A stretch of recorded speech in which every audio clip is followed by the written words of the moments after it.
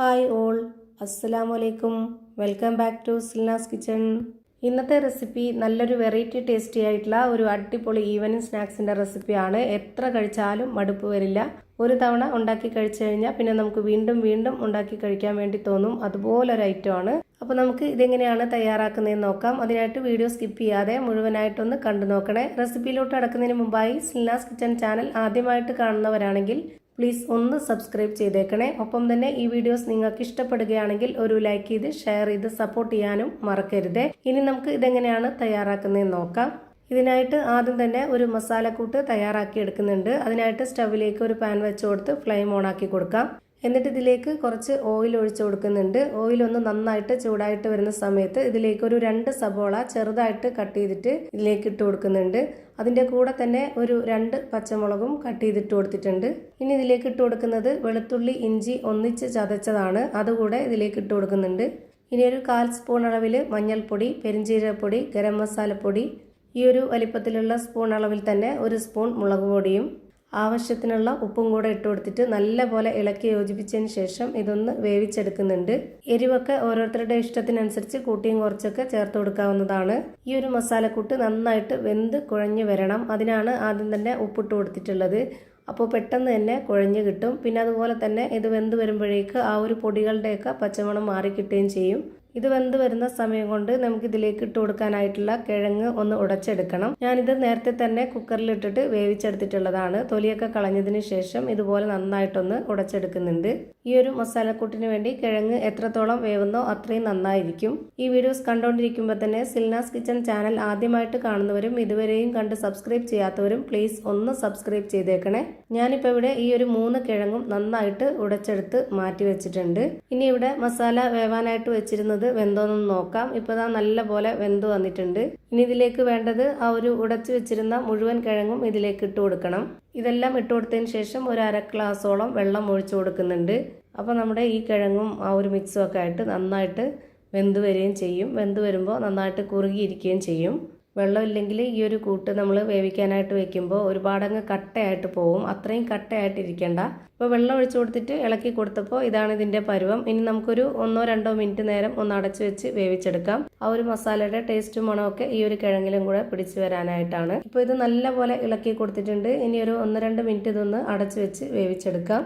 പിന്നെ നമ്മുടെ അടപ്പ് തുറന്നു നോക്കുമ്പോഴേക്ക് ഇത് നന്നായിട്ട് വെന്തിട്ടുള്ള ആ ഒരു മണമൊക്കെ വരും. ആ ഒരു സമയത്ത് നമുക്ക് ഇതിൻ്റെ ഫ്ലെയിം ഓഫ് ചെയ്ത് കൊടുക്കാം. ഇതാണ് ഈ ഒരു കൂട്ടിൻ്റെ കറക്റ്റ് പരുവം. ഒരുപാട് ലൂസ് ആവരുത്, ഒരുപാട് കട്ടിയായി പോവരുത്. ഫ്ലെയിം ഓഫ് ചെയ്ത ശേഷം ഇതൊന്ന് മാറ്റി വെക്കുന്നുണ്ട്. ഇനി ഞാനിവിടെ ചെറിയൊരു കാബേജ് എടുത്തിട്ടുണ്ട്. അതൊന്ന് 2ആയിട്ട് കട്ട് ചെയ്തെടുക്കുന്നുണ്ട്. ഇനി ഇതിൻ്റെ ആ ഒരു ഞെട്ട് ഭാഗത്ത് ഇതുപോലെ ഒന്ന് ചെറുതായിട്ട് കത്തി വെച്ചിട്ടൊന്ന് കട്ട് ചെയ്യുന്നുണ്ട്. എന്നിട്ട് ഇതുപോലെ നമുക്ക് ഓരോ ഇതിലായിട്ട് ഒലിച്ചെടുക്കാം. ഇതാ ഇതുപോലെ ഓരോന്നോരോന്നായിട്ട് ഒലിച്ചെടുക്കുന്നുണ്ട്. ചെറുതായിട്ട് അവിടെ ഇവിടെയൊക്കെ കീറുന്നുണ്ട്. അതൊന്നും പ്രശ്നമില്ല.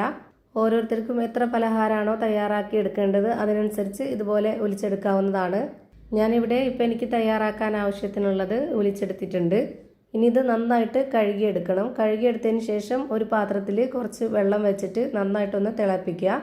ഇതിലേക്ക് ആവശ്യത്തിനുള്ള ഉപ്പും കൂടെ ഇട്ട് കൊടുക്കുന്നുണ്ട്. എന്നിട്ട് വേണം ഈ ഒരു വെള്ളം തിളപ്പിക്കാനായിട്ട്.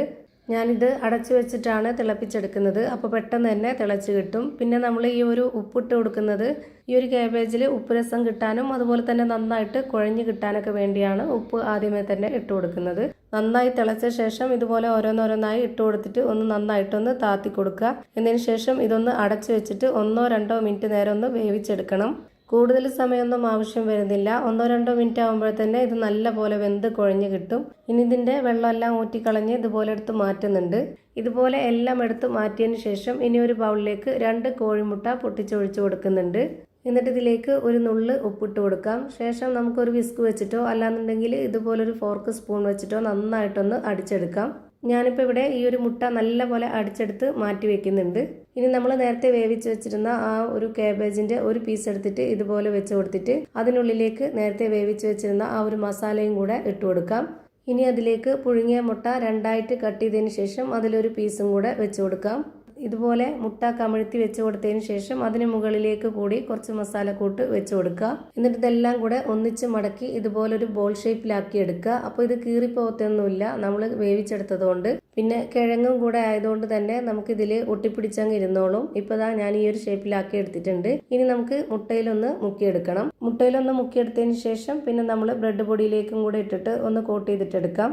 ഇങ്ങനെ ആകുമ്പോൾ കാണാനും നല്ല ഭംഗിയായിരിക്കും. ഇപ്പോൾ ഒരെണ്ണം ചെയ്തെടുത്തിട്ടുണ്ട്. ഇതുപോലെ തന്നെ എല്ലാം ചെയ്തെടുത്ത് ഒരു പാത്രത്തിലേക്ക് മാറ്റാം. ഞാനിവിടെ ഒരെണ്ണം കൂടെ ചെയ്ത് കാണിക്കുകയാണ്. ഇപ്പോൾ ഒരു പീസ് ക്യാബേജ് ഇതുപോലെ വെച്ച് കൊടുത്തതിന് ശേഷം അതിനുള്ളിലേക്ക് മസാലക്കൂട്ട് വെച്ച് കൊടുക്കുക. പിന്നെ നമ്മൾ പകുതി മുട്ടയും കൂടെ വെച്ച് കൊടുത്തതിന് ശേഷം അതിന് മുകളിലേക്ക് കൂടി കുറച്ച് മസാലക്കൂട്ട് വെച്ച് കൊടുത്തിട്ട് ഇത് മൊത്തത്തിൽ അങ്ങ് ഇതുപോലെ ഒന്ന് പൊതിഞ്ഞെടുക്കുക.